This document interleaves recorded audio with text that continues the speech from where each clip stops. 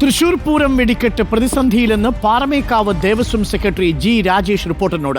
കേന്ദ്ര പെട്രോളിയം മന്ത്രാലയത്തിന് കീഴിലുള്ള പെസോ വെടിക്കെട്ട് നിയമം കർശനമാക്കിയതാണ് വെടിക്കെട്ട് പ്രതിസന്ധിയിലാകാൻ കാരണം.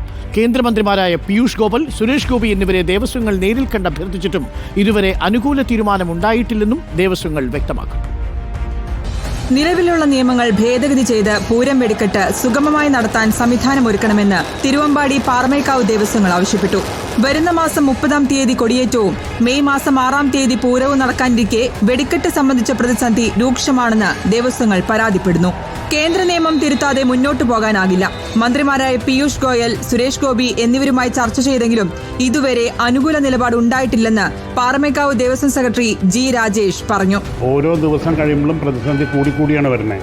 ഒരു നിലയ്ക്കും കേന്ദ്രത്തിന് ഒരു അനുകൂല നിലപാടുണ്ടായില്ലെങ്കിൽ ഒരു അവസാന കൈ എന്നുള്ള നിലയ്ക്ക് ഈ മാഗസിൻ കാലിയാക്കി വെച്ചിട്ട് അഫിഡവിറ്റ് ഫയൽ ചെയ്തിട്ട് ചെയ്യാനായി. കേന്ദ്രമന്ത്രി സുരേഷ് ഗോപിയുടെ വകുപ്പായ പെട്രോളിയത്തിന് കീഴിലുള്ള പെസോയാണ് വെടിക്കെട്ട് സംബന്ധിച്ച നിയന്ത്രണങ്ങൾ ശക്തമാക്കി ഉത്തരവിറക്കിയത്.